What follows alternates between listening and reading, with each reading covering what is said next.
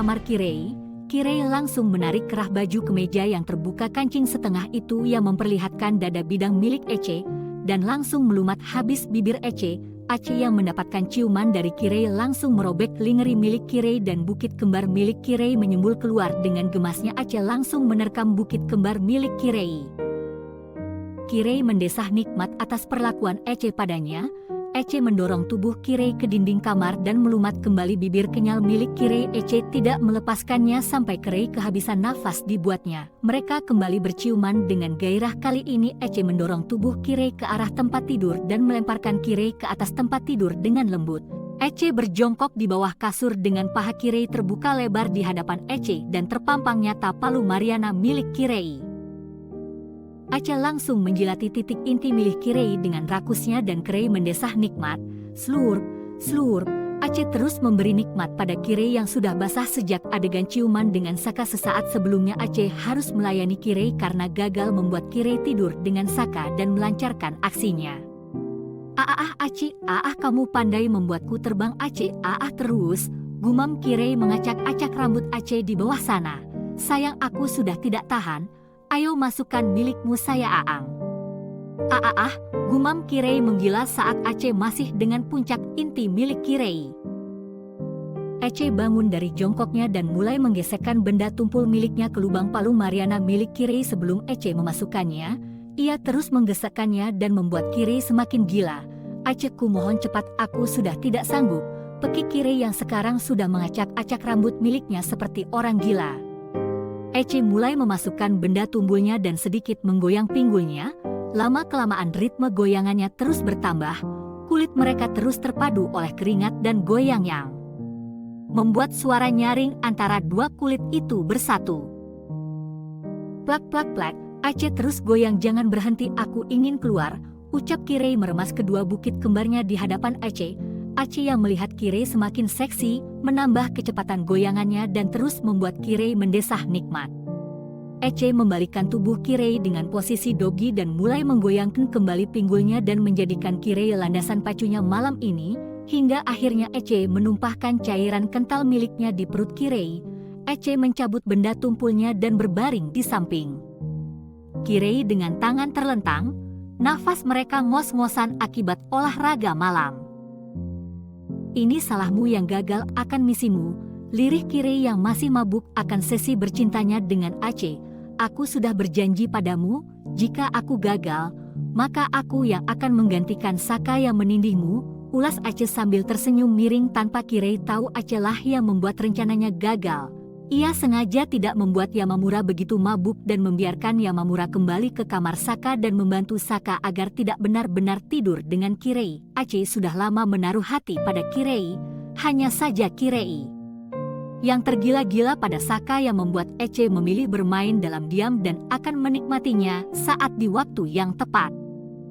Ece kembali ke kamarnya dengan Intan dan meninggalkan Kirei yang tertidur sesaat setelah sesi bercinta mereka. Dengan banyak kiss mark di seluruh tubuh Kirei yang dibentuk oleh Aceh, Aceh mendapati Intan sudah tertidur dan tidak sanggup menunggu Aceh terlalu lama dengan urusannya. Intan yang semula sedikit mabuk sebelum kepergian Aceh, langsung tertidur saat menyentuh kasurnya. Aceh langsung beranjak ke atas kasur dan ikut terlelap di samping Intan dan menarik perlahan kepala Intan untuk dibuat tidur di atas lengannya, dan akhirnya mereka tertidur sampai pagi. Saat pagi tiba, Saka terbangun dari tidurnya dengan selang infus di tangan kanannya.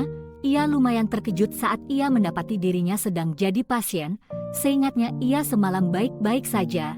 Ingatannya berhenti saat ia bertemu Kirei di pesta dansa. Tiba-tiba ia tersadar dari lamunannya. Ia teringat Kirei, di mana ia sekarang. Saka pun tidak mengetahuinya. Saka membangunkan Yamamura yang tidur di samping Saka. Yamamura selalu ikut tidur di kasur yang sama tiap kali mereka pergi urusan bisnis dan tidak memesan dua kamar agar mereka tidak tidur terpisah. Karena memang Yamamura sahabat sekaligus asistennya. Yama, bangunlah. Kenapa aku bisa diinfus seperti seorang pasien di saat aku baik-baik saja?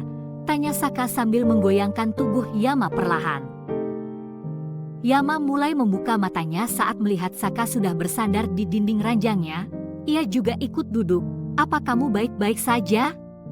Semalam kamu demam, tubuhmu memerah dan aku harus merendammu di bathtub sambil menunggu datang dokter untuk memberimu obat, jelas Yama, benarkah?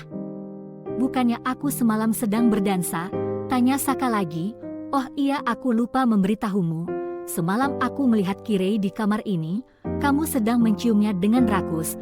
Bahkan lebih parahnya dia memakai lingerie dan bajumu sudah terbuka semua kancing dan tinggal hanya tersangkut di bahumu. Bahkan celanamu sudah terbuka. Jika aku telat datang, mungkin kamu sudah bercumbu dengannya, ucap Yama. Gadis sialan, bagaimana dia dengan licik melakukan hal sekeji itu? Di mana dia sekarang? Tanya Saka. Aku tidak tahu. Aku juga semalam sedikit mabuk. Saat beberapa wanita mengerumuniku dan memintaku untuk minum, beruntung aku langsung kabur dari mereka dengan alasan aku mau ke toilet. Aku tidak benar-benar ke toilet, aku menuju ke arah kamar. Saat aku melihat pintu tidak tertutup rapat, aku rasa ada yang salah dengan pintunya. Aku membukanya sedikit untuk melihat apa yang ada di dalam. Seketika mabukku hilang dan menarik tanganmu. Aku tahu kamu tidak menyukai Kirei. Mana mungkin kamu mau menghabiskan malammu dengan wanita jalang itu? Jelas Yama lagi, aku akan membalas perbuatannya. Maki Saka sambil berdiri melepaskan ikatan infus di tangannya.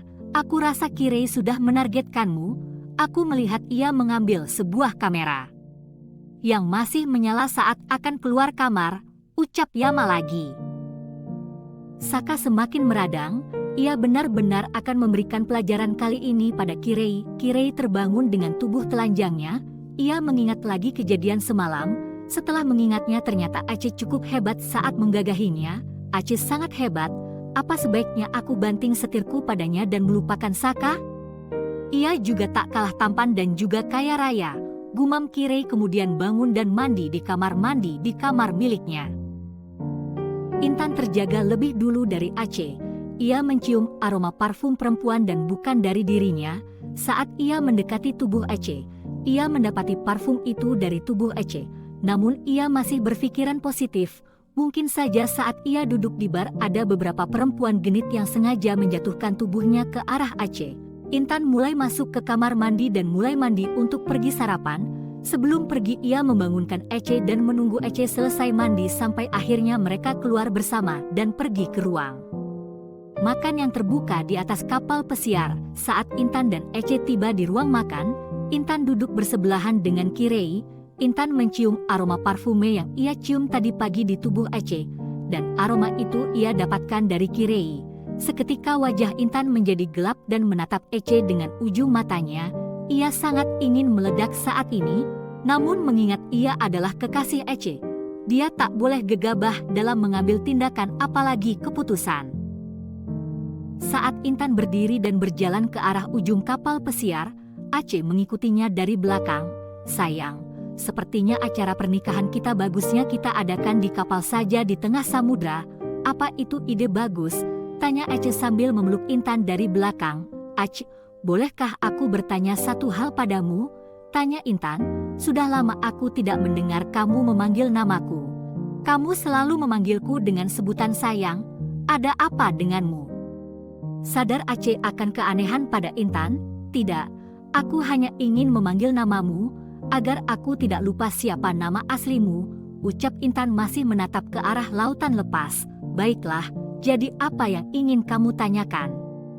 Tanya Aceh masih memeluk tubuh Intan dari belakang dan sesekali mencium puncak kepala Intan. Apa kamu benar-benar mencintaiku? Apa kamu sanggup dengan kehilanganku suatu hari nanti? Tanya Intan dengan suara parau khas orang yang sedang menahan tangisnya di kerongkongan terasa begitu sakit. Aceh memutar seakan membalikkan tubuh Intan ke hadapannya. Aceh meraih pelan dagu Intan supaya Intan dapat menatap matanya dalam-dalam agar Intan bisa melihat ketulusan di dalam dirinya. Ada apa dengan pertanyaanmu saat ini? Apa aku melakukan kesalahan? Tanya Aceh mencoba mengerti ke arah pembicaraan Intan. Aku hanya bertanya. Tak bisakah kamu menjawabnya saja tanpa menyela pertanyaanku? Tanya Intan menunduk. Ia tak sanggup menatap mata Aceh. Ia merasa sudah dikhianati oleh Aceh. Aku mencintaimu. Bahkan jika kata cinta tidak terucap, apa kamu tidak bisa merasakan sikap yang aku tunjukkan menunjukkan aku mencintaimu lebih dari apapun? Tanya Ece kembali meraih dagu Intan yang tertunduk. Sebenarnya kemana arah pertanyaanmu ini? Setelah sekian lama, aku tidak mendengar kamu memanggil namaku dan meragukan cintaku. Kita di sini untuk pesta ulang tahunku. Kita kesini untuk bersenang-senang, maka jangan membuat suasana menjadi runyam dengan pertanyaan yang tidak sayang. Kumohon, aku mencintaimu. Mengertilah, ucap Ece lagi. Kini tidak mencoba meraih dagunya lagi, tapi Ece kini memeluk erat tubuh Intan dan masih menciumi puncak kepala Intan. Intan mulai terisak di dada bidang milik Ece. Sebenarnya aku curiga kamu selingkuh. Aku mencium aroma parfume perempuan lain saat kamu tidur di sampingku tadi pagi. Aku juga tidak melihatmu sepanjang malam di sampingku. Aku tidak sanggup menahan ngantuk dan akhirnya aku tertidur sambil menunggumu kembali. Sebenarnya kamu kemana semalam? Benarkah kamu bertemu temanmu? Tanya Intan masih dalam pelukan Ece. Seketika jantung Ece berdetak lebih kencang dan tidak beraturan. Intan bisa merasakan detak jantung tidak beraturan itu yang membuat Intan semakin curiga dan Intan masih menunggu jawab positif dari mulut kekasihnya. Aku duduk bersama beberapa laki-laki dan juga perempuan. Kebetulan Kirei duduk di sebelahku semalam. Kami kembali ke kamar saat kami semua sudah mabuk. Aku melihat kamu sudah tertidur. Aku tidak sanggup mandi lagi dan akhirnya langsung tertidur di sampingmu, ucap Ece berbohong. Intan mendengar penjelasan Ece. Menurutnya masuk akal, karena dari tadi Intan tidak menyinggung Kirei dengan aroma parfume yang sama. Ia langsung menyebutkan Kirei tanpa ia minta. Benarkah? Kamu tidak mencoba membohongiku kan? Tanya Intan lagi. Tidak sayang, aku tidak berbohong, ucap Ece berkilah. Maafkan, aku sudah curiga padamu, jawab Intan sambil memeluk erat tubuh Ece. Tanpa Intan sadari Ece tersenyum smirk di belakang punggungnya. Ia merasa menang saat ini. Kirei melihat keintiman mereka di sudut ruangan, meremas sendok di tangannya dengan kuat seakan ia dipencundangi setelah semalam mereka melewati malam panas berdua. Intan adalah seorang model internasional dengan tubuh proporsionalnya. Ia dikenal banyak kalangan atas prestasinya membawa baju-baju milik desainer ternama di Paris. Ece mencintai Intan, namun ia juga menaruh hati pada Kirei. Tapi Ece tidak ingin menjadikan Kirei sebagai pasangan. Ia tetap akan mempertahankan Intan di sisinya. Saka tiba-tiba datang ke ruang makan dan melihat Kirei masih sibuk dengan ponselnya. Saka menarik lengan Kirei dengan kasar dan membawa Kirei ke kamarnya. Lepaskan aku. Apa maksudmu dengan menarikku dan membawaku ke kamarmu? Seandainya kamu memintaku baik-baik, mungkin aku akan mempertimbangkannya, bahkan tidak akan menolaknya. Maki Kirei pada Saka saat berada di kamar. Saka mengunci pintu kamar agar tak ada yang masuk ke kamarnya. Saka melemparkan Kirei ke atas kasur dengan kasarnya. Beginikah caramu membalaskan dendammu padaku? Tanya Saka dengan nada ejekan. Apa maksudmu? Tanya Kirei dengan wajah sok polosnya. Masih berusaha bodoh di depanku? Kenapa kamu membubuhi minumanku dan merekam adegan kita semalam? Tanya Saka dengan nada sarkas. Hahaha, Kirei tertawa seperti orang gila. Aku tidak butuh tawamu, maki Saka yang masih berdiri di hadapan Kirei dengan kedua tangannya berada di pinggangnya. Aku akan mengeluarkan video itu hanya ketika kamu mengganggu hidupku lagi. Aku tidak terima ketika kamu lebih memilih perempuan yang baru pertama kali kamu temui, dan bahkan berusaha menyelamatkannya. Aku benci caramu, maki Kirei dengan mata melotot. Hahaha, kini giliran Saka yang tertawa. Tidak ada yang lucu, tidak ada yang harus ditertawakan. Maki Kirei tidak terima ditertawakan padahal ia duluan yang tertawa. Kirei, dengan cara apa aku harus mengajarkan kamu dan menjelaskan padamu? Aku tidak memiliki rasa apapun padamu, bahkan 1000 kali kamu mengepost video itu tidak akan berpengaruh dalam hidupku. Aku akan mudah dipahami publik ketika aku harus menghabiskan banyak malam gairah dengan perempuan manapun. Tapi jika itu kamu, apa kamu sanggup dicemooh oleh publik karena akan dianggap kamu wanita murahan dan jalang? Tanya Saka mulai duduk di kursi meja rias kamar miliknya. Aku benci kamu Saka, aku benci. Apa salah denganku? Aku cantik, aku mandiri, aku kaya. Apa yang kurang dariku yang membuatmu selalu menolakku? Aku bahkan rela menjadi apapun yang kamu mau, tanya Kirei. Kamu tak ada kurangnya. Rasa itu ada di hati Kirei. Semua orang tidak bisa memaksakan pada siapa ia akan memberikan hatinya. Duniaku terlalu sepi untuk duniamu yang terlalu ramai dan semberaut. Jika kamu sibuk dengan duniamu, maka aku akan sibuk menata hidupku menjadi lebih baik, jawab Saka berdiri dan menekan di tengah dada Kirei seolah sedang menunjukkan letak hati. Tapi aku tidak bisa menyerah akan rasaku padamu, aku takut kehilanganmu, pekik Kirei. Aku tidak akan mendengarkan apapun lagi darimu. Jika video itu terekspos, aku akan mengirimmu ke pelelangan dunia bawah, dan itu jauh berbeda dengan pelelangan kamu dirikan, ucap Saka membuka pintu kamarnya dan meminta Kirei untuk pergi. Pergilah, jangan pernah perlihatkan lagi wajahmu di depanku dan aku muak melihat muka palsumu tiap kali kita bertemu. Maki Saka lagi. Kirei keluar dengan langkah yang menghentakkan di lantai seakan ia sangat kesal dengan ancaman Saka berikan. Ia kembali ke kamar dan mengurung diri sambil menangis dan menunggu kapal berlayar kembali ke kota. Kirei kembali ke penthouse miliknya dan tertidur pula. Sejak kejadian di kamar Saka, ia terus menangis akibat penolakan dari Saka terhadapnya.